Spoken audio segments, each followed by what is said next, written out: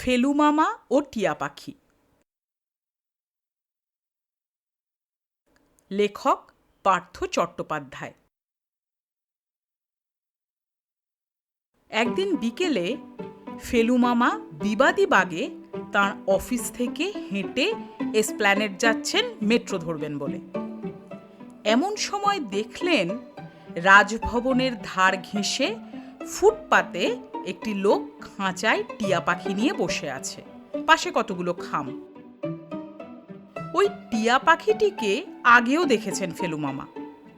খাঁচা খুললেই সে বেরিয়ে এসে একটি খাম মুখে করে লোকটির হাতে দিয়ে আবার খাঁচার ভেতর ঢুকে যায়।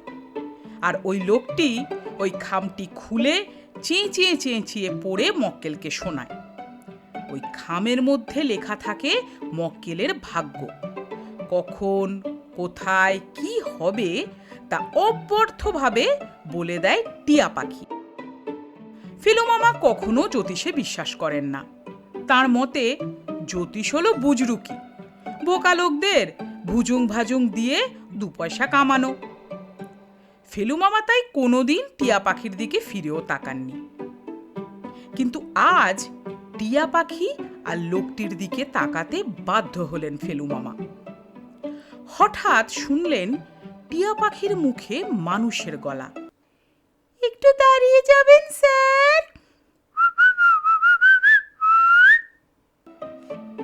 ফেলু মামা থতপত খেয়ে দাঁড়িয়ে গেলেন। তাজ্জব ব্যাপার, জনবহুল রাজপথে টিয়া পাখি মানুষের গলায় কথা বলছে। শীতের সন্ধ্যা, 6টা বেজে গেছে। অফিস ফেরত যাত্রীদের ভিড় ফাঁকা হয়ে এসেছে। 2-4 জন লোক রাস্তা দিয়ে হেঁটে যাচ্ছে, কিন্তু সবারই বাড়ি ফেরার তাড়া। টিয়া পাখির দিকে তাকাবার মতো লোকের মেজাজ নেই। কিন্তু তোমরা জানো, ফেলু মামা একটু আলাদা ধরনের মানুষ। উনি থমকে দাঁড়িয়ে গেলেন। টিয়া পাখি বলে চলেছে, নমস্কার স্যার, অসংখ্য ধন্যবাদ। আজ সারা দিন পেটে দানা পানি পড়েনি। ফেলু মামা দেখলেন খাঁচার টিয়া পথ চলতি মানুষের কাছে বলে চলেছে কথাগুলো। তবে কথাগুলো বলছে আধা বাংলায়। হয়তো টিয়া পাখিটি বঙ্গভাষী নয়, তবে বাংলা ভাষাটা বেশ শিখেছে। উচ্চারণের টান থাকলেও কথাগুলো পরিষ্কার। এবার টিয়ার মালিকই কথা বলল। বাবু, শুনলেন তো আমার টিয়ার কথা? সত্যি ওর পেটে সারা দিন দানা পানি পড়েনি। ফেলু মামা বললেন, কেন, কি খায় তোমার টিয়া? মিহিদানা? না বাবু, ছোলা ভিজানো খায়। পেঁয়াজটা চলে না, তবে আলুর কুচি থাকলে মন্দ হয় না। কিন্তু আজ সারা দিন একটা খদ্দেরও আসেনি। আমিও না খেয়ে আছি, আমার টিয়াও অনাহারে। আপনি যদি কিছু দেন স্যার, তাহলে দুজনে খেয়ে বাঁচি। সঙ্গে সঙ্গে টিয়ার কথা, দিন স্যার, কিছু দিয়ে যান, ভগবান আপনার ভালো করবেন। ফেলু মামা বললেন, তোমার টিয়া দেখছি দিব্যি মানুষের মতো কথা বলতে শিখে গেছে। কি করে শিখলো? ওই 2-4 কথা সংক্ষেপে বলে আর কি। বেশি কথা বলা ভালো নয় স্যার, ভীষণ খারাপ অভ্যেস। কথা কম, কাজ বেশি, এটাই আমার শিক্ষা। তা ও বেশি কথা বলে না, আজ পেটের দায় বলছে। ফেলু মামা মানি ব্যাগ খুলে একটা 10 টাকার নোট বার করে দিলেন। পাখি মানুষের মতো কথা বলছে, 10 টাকা তার জন্য দেওয়াই চলে।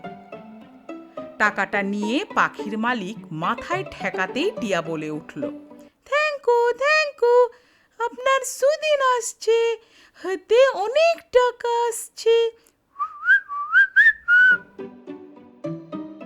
এবার পাখির মালিক বলল, আপনি যা দিলেন তার জন্য অনেক ধন্যবাদ। আপনি একটু ভাগ্য গণনা করে নিয়ে যান স্যার। বুঝতেই পারছেন, আমার টিয়া বাক সিদ্ধ। আমি ওসবে বিশ্বাস করি না। ভাগ্য বলে কিছু নেই, মানুষই তার ভাগ্য গড়ে, ফেলু মামা বললেন। তবে একটু ভেবে যান স্যার, 10 টাকা যখন দিয়েছেন তখন আপনাকে একটা রিডিং টিয়া দিবেই। আমার টিয়া নেমা খারাপ নয়। কিরে টিয়া, বাবুর ভাগ্যটা একটু বলে দিবি? টিয়া বলল, বলছি বলছি। লোকটি খাঁচার গেটটা খুলে দিতেই টিয়া বেরিয়ে এলো খোলা দরজা দিয়ে। তারপর মুখে করে একটা খাম নিয়ে মালিকের হাতে দিল। মালিক তাড়াতাড়ি খামটা খুলে পড়তে লাগলেন। হিন্দিতে লেখা, হে প্রসন্ন করনে वाली, আজ তোমার বহুত আচ্ছা হোগা। এরপরে যা লেখা তা বাংলা করলে দাঁড়ায়, আপনি এক প্রতিভাশালী ব্যক্তি, কিন্তু কেউ আপনাকে চিনল না। আপনি যাতে হাত দেবেন তাতেই সোনা ফলবে। ছাই মুঠো করে ধরলে সোনা হবে। শুধু আপনার টক ঝাল অম্বল খাওয়া চলবে না। রোজ ভোরে উঠে 108 বার হরিনাম জপ করবেন। আপনাকে দাবিয়ে রাখে কার সাধ্যি? ফেলু মামার মনটা একটু নরম হলো। তখন টাকার টানাটানি যাচ্ছিল ফেলু মামার। টিয়া বলছে হাতে কিছু টাকা এসে যাবে। যদি আসে মন্দ কি, বরং ভালোই হবে। ফেলু মামা বললেন, তোমার বাড়ি কোথায়? লোকটি বলল, আমার বাড়ি পূর্ণিয়া জেলায়, তবে অনেক বছর কলকাতায় হয়ে গেল। তোমার টিয়াকে কথা বলা কি তুমি শিখিয়েছ? না বাবু, ওই যে বললাম, ও নিজে নিজেই শিখেছে। আপনাকে আর একটা অনুরোধ করব বাবু, সারাদিন আমাদের কারো পেটে দানা পানি পড়েনি। আমি ট্রাম গুমটি থেকে এক দৌড়ে গিয়ে টিয়ার জন্য কিছু চানা নিয়ে আসি। ফেলু মামা একটু মুশকিলে পড়ে গেলেন। বাড়ি যাওয়ার তাড়া, যাওয়ার সময় এই কি উটকো ঝামেলা। টিয়ার মালিক বলল, 5 মিনিট শুধু টিয়াকে পাহারা দিন, আমি যাব আর আসব। এই বলে লোকটা মিলিয়ে গেল কার্জন পার্কের দিকে। এইবার টিয়ার সঙ্গে ভাব জমানোর চেষ্টা করলেন ফেলু মামা। এবার সত্যি করে বলো তো বাপু, কোথা থেকে কথা বলা শিখলে? তাও কিনা একেবারে বাংলা। কিন্তু টিয়ার মুখে কথা নেই। সে আপন মনে খাঁচার দ্বারে একবার বসছে, একবার নামছে। এদিকে অনেকক্ষণ হয়ে গেল, তবু লোকটা ফিরছে না। বাড়ি ফিরতে দেরি হয়ে যাচ্ছে ফেলু মামার। তিনি কি করবেন ভেবে পাচ্ছেন না, অথচ টিয়াকে এভাবে একা রেখে যেতেও পারছেন না। এমন সময় হন্তদন্ত হয়ে এক ভদ্রলোকের আবির্ভাব। লোকটির বয়স বছর 50, হাতে একটি চামড়ার ব্যাগ। লোকটি ফেলু মামাকে দেখে বলল, এই এই যে পেয়েছি, তোমাকে খুঁজছিলাম। আমাকে? অবাক হয়ে বললেন ফেলু মামা। হ্যাঁ হ্যাঁ, এই টিয়া তোমারই তো। ফেলু মামা কিছু বলার আগেই লোকটি বলল, কাল শনিবার রেসের মাঠে যাওয়ার আগে একবার ভাগ্য পরীক্ষা করাতে এলাম। এই জ্যোতিষীরা সব বোগাস, প্রতিবারই ভুল টিপস দেয়। তাই আজ ভাবলাম টিয়া পাখির কাছেই ভাগ্য গণনা করব। নাও নাও নাও, বার করো তোমার টিয়া। ফেলু মামা কি বলবেন ভেবে পাচ্ছেন না। লোকটি বলল, চুপ করে বসে থাকবে না, আমার হাতে বেশি সময় নেই, এই নাও তোমার টাকা। এই বলে 10 টাকার একটা নোট ফেলু মামার দিকে এগিয়ে ধরল লোকটি। ফেলু মামার মাথায় দুষ্টু বুদ্ধি এলো। তিনি খাঁচার দরজা খুলে দিলেন। টিয়া পাখি বেরিয়ে এসে অনেকগুলো খামের ভিতর থেকে একটি খাম তুলে ফেলু মামার হাতে দিল। ফেলু মামা খামটি খুলতেই চোখ কপালে উঠল।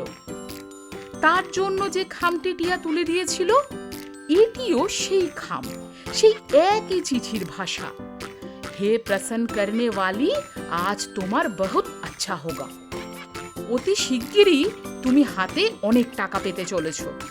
সুতরাং যে কাজে হাত দিতে চলেছ সে কাজটা মন দিয়ে করো। তোমার ভাগ্য অতি প্রসন্ন, তোমায় ঠেকায় কে। ফেলু মামা লেখাটা পড়ে শোনাতেই লোকটি বামকালি বামকালি বলতে বলতে ছুটে চলে গেল। এবার ফেলু মামা অন্য খামগুলো খুললেন। একই চিঠি সব খামের ভেতর, হে প্রসন্ন করনে वाली, আজ তোমার বহুত আচ্ছা হোগা। ফেলু মামা আর অপেক্ষা করলেন না, বুজরুকি ধরে ফেলেছি। এই কথা বলে তিনি সেখান থেকে মেট্রো স্টেশনের দিকে হাঁটা দিলেন। তার আগে ভাবলেন টিয়াটাকে উড়িয়ে দেবেন। খাঁচা খুলে দিলেন, কিন্তু টিয়াটা খাঁচা থেকে বেরোলোই না। বাইরে দু একবার পায়চারি করে আবার খাঁচার ভিতর ঢুকলো। ফেলু মামা মনে মনে বললেন, না, টিয়াটার কপালে অনেক দুঃখ আছে, সারা জীবন ওকে খাঁচাতেই কাটাতে হবে।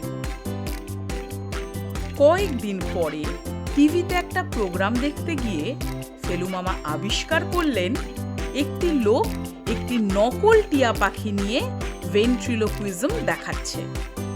অর্থাৎ পাখির গলা নকল করে সে এমন করে কথা বলছে যাতে মনে হয় পাখি বুঝি কথা বলছে। ফেলু মামা এতক্ষণে বুঝলেন কিভাবে সেদিন পাখি তার সঙ্গে কথা বলেছিল।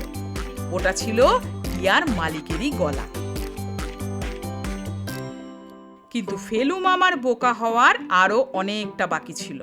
দিন তিনেক পরে তিনি এসপ্ল্যানেড ধরে যাচ্ছেন। এমন সময় একটি লোক এসে তাঁকে প্রণাম করল। ফেলু মামা তাকিয়ে দেখলেন, এই তো সেই লোকটি যে সেদিন তাকে টিয়া পাখির মালিক মনে করে রেসের ঘোড়ার খবর জানতে এসেছিল। তুমি এখানে? তোমার টিয়া পাখি কোথায়? ফেলু মামা বললেন, উড়ে গেছে। উড়ে গেছে? হায় হায়, অমন দামি পাখিটা উড়ে গেল। সব ফালতু ফালতু, ফেলু মামা বললেন। কভি নেই, তুমি নিজেই জানো না তোমার টিয়া পাখি কত বড় ভবিষ্যৎবাণী করেছিল সেদিন। বারবার হেরে গিয়ে আর ঘোড়দৌড়ের মাঠেই যাব না ঠিক করেছিলাম, কিন্তু তোমার টিয়া যেই বলল শিগগিরই তোমার হাতে মোটা টাকা এসে যাবে, আমি তা শুনে মনে বল পেয়ে আবার রেস খেলতে ছুটলাম। আর সেই দিনই প্রথম জ্যাকপট জিতলাম, নগদ 40,000 টাকা। তোমাকে তা থেকে 10,000 দেব বলে ঠিক করে ফেলেছিলাম। সেই থেকে টাকাটা ব্যাগে নিয়ে ঘুরছি। এসপ্ল্যানেডে তুমি যেখানটায় বসো সেখানে গিয়ে দেখি তুমি নেই। তারপর থেকে তোমায় কত খুঁজেছি, পাইনি। আজ হঠাৎই তোমাকে পেয়ে গেলাম। না না, এ টাকা তোমায় নিতেই হবে। তুমি এই টাকা থেকে কিছুটা টিয়াকে দিও, বড় ভালো টিয়া। আমি এখন থেকে প্রতি সপ্তাহে রেসের মাঠে যাওয়ার আগে তোমার কাছে টিপস নিয়ে যাব। 10,000 টাকা পকেটে পুরে ফেলু মামা বাড়ি ফিরলেন আর ভাবতে লাগলেন, টিয়া তাহলে তার সম্পর্কে ঠিক কথাই বলেছিল। শিগগিরই তারও প্রাপ্তিযোগ ঘটল তাহলে।